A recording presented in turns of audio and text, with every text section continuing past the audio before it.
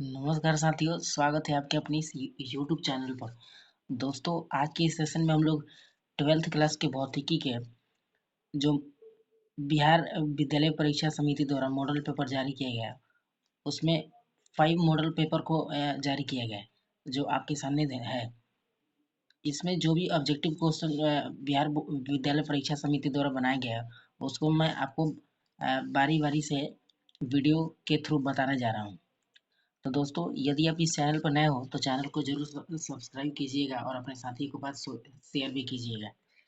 तो first of all, पहला question है आपके सामने कि एक नंबर क्वेश्चन है कि आर दूरी से विलग, विलग माने अलग, है ना। आर दूरी से विलग दो इलेक्ट्रॉनों के बीच लगने वाला बल समानुपाती होता है किसके, मतलब दो इलेक्ट्रॉन है ना, उनके बीच जो लगने वाला बल है वो किसके समानुपाती होता है, ये बताना है।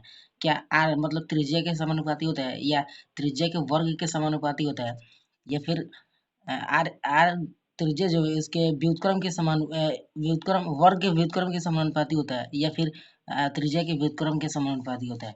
तो ये जो हमारा करेक्ट ऑप्शन होगा, ऑप्शन सी सही होगा, यानी त्रिज्या के वर्ग के व्युत्क्रमानुपाती होता है। आर दूरी से जो दो इलेक्ट्रॉन अलग अलग दो इलेक्ट्रॉन होते हैं, उनके बीच जो लगने वाला बल होता है वह त्रिज्या के व्युत्क्रम के वर्ग के बराबर होता है ना, समानुपाती होता है, बराबर नहीं होता है। नेक्स्ट क्वेश्चन है कि विद्युत फ्लक्स का बीमीय सूत्र क्या होता है। दोस्तों, बीमीय सूत्र आप जरूर से जरूर पढ़ लीजिएगा। यदि आप नहीं यदि आप चाहते हैं कि बीमीय सूत्र के बारे में डिटेल्स में बताऊं तो आप हमें कमेंट बॉक्स में जरूर रिप्लाई देंगे। तो बता रहे हैं क्वेश्चन नंबर 2 में कि विद्युत फ्लक्स का बीमीय सूत्र क्या होता है। विद्युत फ्लक्स का बीमीय सूत्र क्या होता है? क्या M L square T inverse 3 inverse 1 होता है, या एम एल के पावर 3 होता है, या टी के पावर 3 माइनस आई के पावर -1 होता है, या ये होता है, या डी होता है। तो विद्युत फ्लक्स का जो बीमीय सूत्र होता है वो हमारा होता है M L Q T inverse 3 और आई इनवर्स 1 होता है। ये हमारा करेक्ट ऑप्शन होगा। नेक्स्ट क्वेश्चन है कि P vector, question number 3, P vector विद्युत आघूर्ण वाले एक विद्युत द्विध्रुव ई वेक्टर तीव्रता वाले विद्युत क्षेत्र में रखा जाए तो उस पर लगने वाला बल आघूर्ण होगा। ऑप्शन ए सही होगा, कि बी, कि सी, या फिर डी। क्वेश्चन नंबर 3 का जो ऑप्शन हमारा करेक्ट होगा वो P vector into E vector होगा, है ना। क्वेश्चन नंबर 4 पर चलते हैं। एकांक धनावेश को समविभवित सतह पर x मीटर ले जाने में जो किया गया कार्य होता है, मतलब जो हमारा W होता है वह 0 होता है ना। एकांक आवेश को समविभवी तल मतलब समान विभव वाले तल सतह पर x मीटर जब ले जाते हैं तो उस पर जो किया गया कार्य होता है, मतलब W जो होता है ना हमारा 0 के बराबर होता है ना। क्वेश्चन नंबर 5 है कि आवेशित खोखले गोलीय चालक के अंदर विद्युत तीव्रता होती है। दोस्तों, ये जो क्वेश्चन है 5 नंबर, ये हर साल पूछा जाने वाला क्वेश्चन है। तो कर रहे क्वेश्चन की आवेशित खोखले गोलीय चालक के अंदर, मतलब कोई खोखले गोले चालक है और वो क्या है, आवेशित है, मतलब उस पर कोई चार्ज है, तो उसके अंदर जो विद्युत तीव्रता होगी, इलेक्ट्रिक इंटेंसिटी जो होगी वो क्या होगी, एप्सिलॉन नॉट। ये होगा ऑप्शन ए होगा, कि बी, या सी, या फिर डी होगा। तो यदि कोई खोखले चालक हो, है ना, खोखला गोलीय चालक हो और वो आवेशित हो, तो उसके अंदर जो इलेक्ट्रिक इंटेंसिटी जो होगी वह 0 होगी, है ना, शून्य होगी। क्वेश्चन नंबर 6 पर चलते हैं। क्वेश्चन नंबर 6 दिया है कि एक चालक जिसकी धारिता 20 माइक्रोफैराड है को 100 वोल्ट तक आवेशित किया जाता है। चालक की स्थितिज ऊर्जा क्या होगी? हमको पोटेंशियल एनर्जी बताना है। जब किसी चालक की धारिता जो दिया है, कैपेसिटेंस जो दिया है 20 माइक्रोफैराड दिया है, और उसकी जो वोल्ट दिया है 1000 वोल्ट दिया है, तो कह रहे कि उसको जब इतना वोल्ट देकर आवेशित करते हैं, मतलब चार्ज करते हैं, तो उस कंडीशन में जो उस चालक की जो पोटेंशियल एनर्जी होगी वो क्या होगी, बताना है आपको। तो ऑप्शन ए होगा, या फिर ऑप्शन में दिया 20 गुणे 10 के पावर 4 जूल, या 10 के पावर 4 जूल, या 20 गुणे 10 के पावर 3 जूल, या 10 के पावर 3 जूल होता है। तो क्वेश्चन नंबर 6 का जो करेक्ट आंसर होगा हमारा 10 के पावर 4 जूल होता है ना। उसकी स्थिति, उस चालक की स्थितिज ऊर्जा क्या होगी, 10 के पावर 4 जूल। नेक्स्ट क्वेश्चन है, सेल का ईएमएफ क्या हो? ईएमएफ का मतलब इलेक्ट्रोमोटिव फोर्स जो होता है उसका क्या होता है। सेल का जो इलेक्ट्रोमोटिव फोर्स होता है वह हमारा 7 नंबर जो क्वेश्चन है सेल का ईएमएफ सेल को सेल का जो ईएमएफ मापा जाता है वह विभव मापी में मापा जाता है। सेल का इलेक्ट्रोमोटिव फोर्स जो होता है वह विभव मापी में मापा जाता है। क्वेश्चन नंबर 8 दिया है कि किरचॉफ का धारा नियम किस राशि के संरक्षण सिद्धांत से संबंधित है। किरचॉफ ने जो धारा नियम का राशि दिया था वह उनका जो सिद्धांत था, प्रिंसिपल था, वह किस राशि के लिए था, मतलब संबंधित था, किस राशि से संबंधित था बताना है आपको। संवेग या ऊर्जा या फिर आवेश या कोणीय संवेग दिया था। तो किरचॉफ ने जो धारा का नियम दिया था उनको जो दिया गया सिद्धांत था, प्रिंसिपल था, वो हमारा आवेश राशि के लिए क्या हुआ था, तो आवेश राशि से ही वो क्या था, संबंधित था। क्वेश्चन नंबर 9 कह रहा है कि इलेक्ट्रॉन वोल्ट में मापा जाता है। इलेक्ट्रो वोल्ट में क्या मापा जाता है, विभवांतर मापा जाता है या आवेश मापा जाता है या फिर ऊर्जा या फिर धारा मापा जाता है। तो जो हमारा इलेक्ट्रो वोल्ट होता है इसमें हम लोग किसी किस राशि को मापा जाता है, विभवांतर को नहीं मापते हैं, आवेश को मापा जाता है। इलेक्ट्रॉन वोल्ट जो होता है इसमें हम लोग आवेश को मापते हैं, है ना। क्वेश्चन नंबर 10 दिया है कि विद्युत चुम्बकीय बी वेक्टर, विद्युत चुम्बक का संकेत बी वेक्टर दिया है, में स्थित है एम वेक्टर चुम्बकीय आघूर्ण, है ना, चुम्बकीय आघूर्ण वाले धारा पास द्वारा अनुभूत बल आघूर्ण टाउ वेक्टर का मान क्या होगा। हमको टाउ वेक्टर का मान बताना है, जबकि चुंबकीय क्षेत्र यानी बी वेक्टर दिया है और जो चुंबकीय बल आघूर्ण है उसका एम वेक्टर दिया है। तो टाउ वेक्टर का मान मतलब बल आघूर्ण बताना, जिसका सूचक क्या होता है, टाउ वेक्टर होता है। तो इसका मान बता देना। तो ऑप्शन ए सही होगा कि tau vector is equal to दिया M vector into B vector, या tau vector is equal to M B vector into M vector, या फिर tau vector is equal to M vector बट्टा बी वेक्टर, या फिर tau vector is equal to B vector बटा M vector. तो इन तीनों में जो रिलेशन होगा ना, tau vector is equal to M vector into B vector होगा, यानी हमारा करेक्ट ऑप्शन जो होगा ये होगा, है ना। क्वेश्चन नंबर 11 पे चलते हैं अब। एक गैल्वेनोमीटर का प्रतिरोध जी है ना, एक गैल्वेनोमीटर है जिसका प्रतिरोध क्या है, जी दिया है। मुख्य धारा का 1% ही गैल्वेनोमीटर में प्रवाहित हो सके इसके लिए शंट का मान कितना होना चाहिए। तो जी बटा इसका 11 नंबर का जो क्वेश्चन है, 11 नंबर जो क्वेश्चन है इसका करेक्ट आंसर होगा हमारा जी बटा 19, है ना, जी बटा 19। मतलब एक गैल्वेनोमीटर में जो धारा प्रवाहित होगी उसमें करंट का जो मान होगा कितना होगा, जी बटा 19 होगा। ये एक तरह से फॉर्मूला है ना। क्वेश्चन नंबर 12 दिया है, क्वेश्चन नंबर 12 है कि किसी वृत्ताकार कुंडली में धारा प्रवाहित की जाती है, यदि कुंडली की त्रिज्या दुगुनी कर दिया जाए तो उसके केंद्र पर चुंबकीय क्षेत्र की तीव्रता का मान क्या होगा। तो उसकी कुंडली की त्रिज्या अगर दुगुनी कर दिया जाए ना, तो उसकी जो चुंबकीय क्षेत्र की जो तीव्रता होगी वह हमारा हो जाएगा आधा। दुगुना करेंगे तो क्या हो जाएगा, चुंबकीय क्षेत्र की तीव्रता आधा हो जाएगा। क्वेश्चन नंबर 13 में चलते हैं। डायनेमो के कार्य का सिद्धांत आधारित है। डायनेमो किस सिद्धांत पर कार्य करता है। धारा के चुंबकीय प्रभाव पर, धारा के ऊष्मीय प्रभाव पर, या विद्युत धारा के चुंबकीय प्रेरण पर, या प्रेरित चुंबकत्व पर, या प्रेरित विद्युत धारा। तो डायनेमो जो होता है वह विद्युत धारा के चुंबकीय प्रेरण के सिद्धांत पर क्या करता है, तो वर्क करता है, काम करता है डायनेमो। अब आगे क्वेश्चन है 14 नंबर की स्व प्रेरकत्व का एसआई मात्रक क्या होता है। तो स्व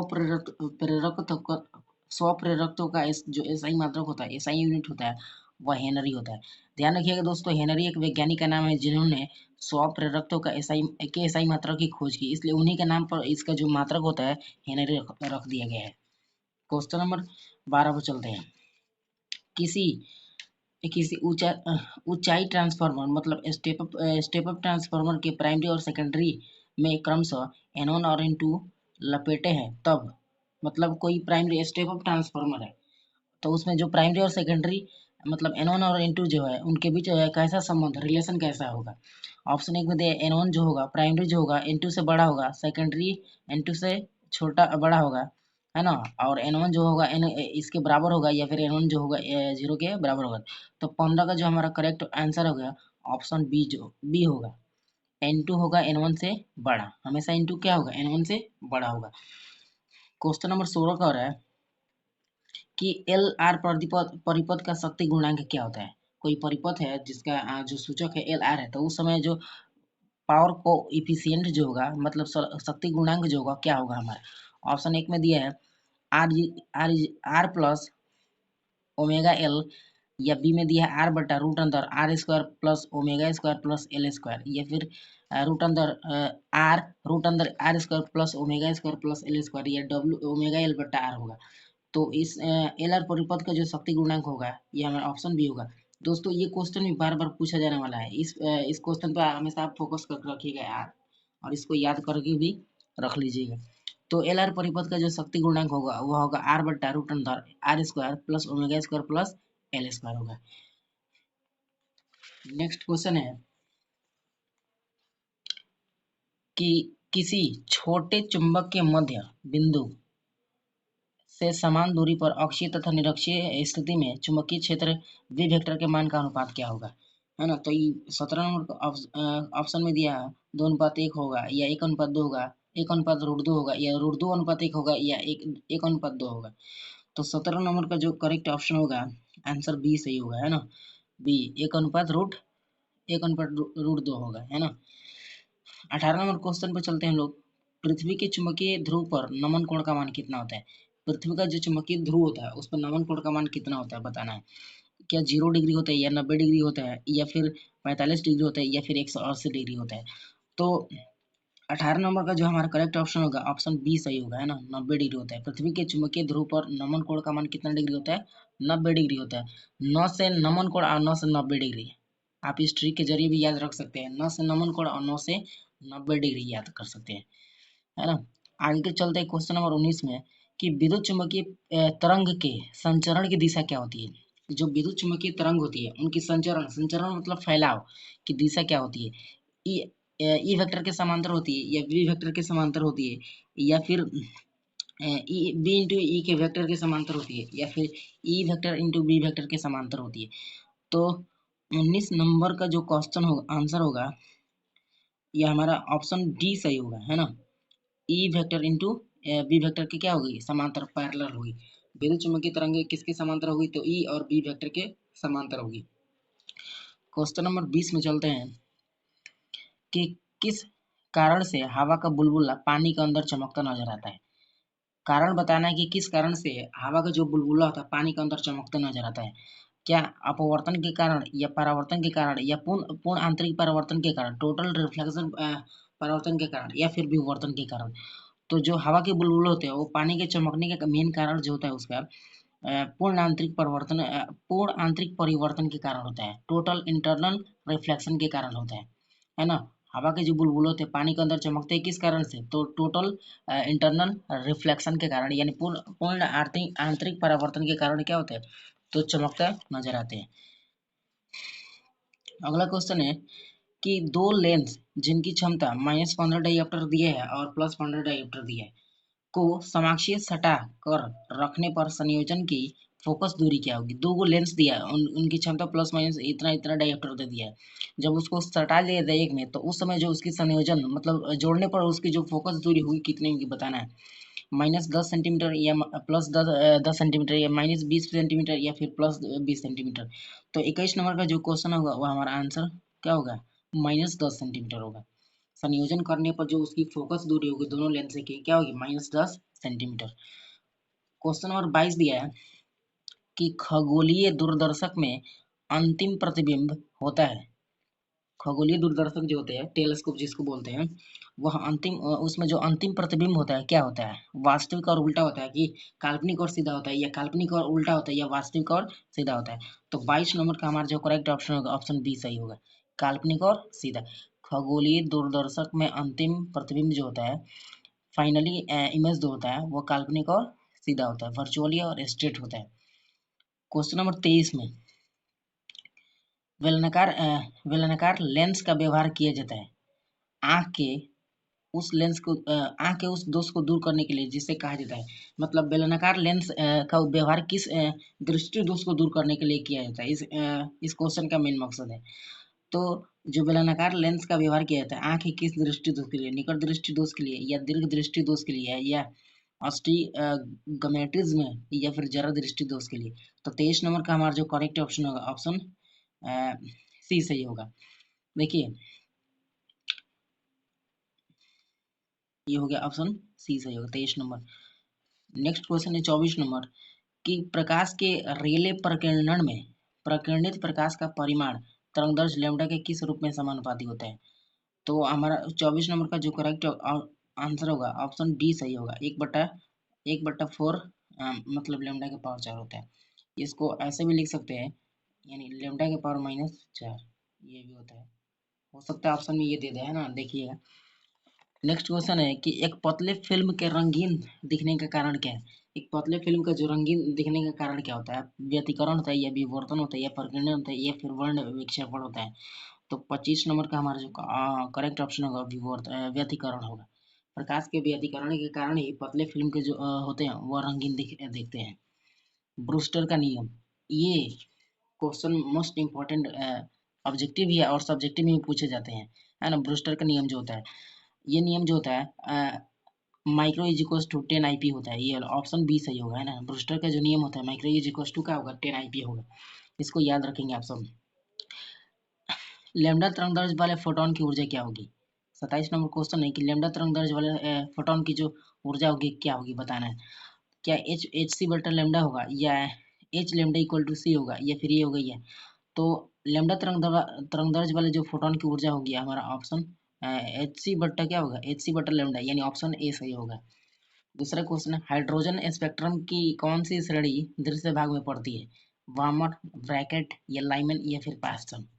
तो हाइड्रोजन स्पेक्ट्रम की जो श्रेणी होती है वह दृश्य भाग में जो पढ़ने वाली श्रेणी होती है उसका नाम आप बता सकते हैं। उसका नाम है 28 का ये बामर श्रेणी, है ना। हाइड्रोजन स्पेक्ट्रम की जो श्रेणी होती है उसका नाम क्या है, तो दृश्य श्रेणी होती है जिसको बामर श्रेणी बोला जाता है।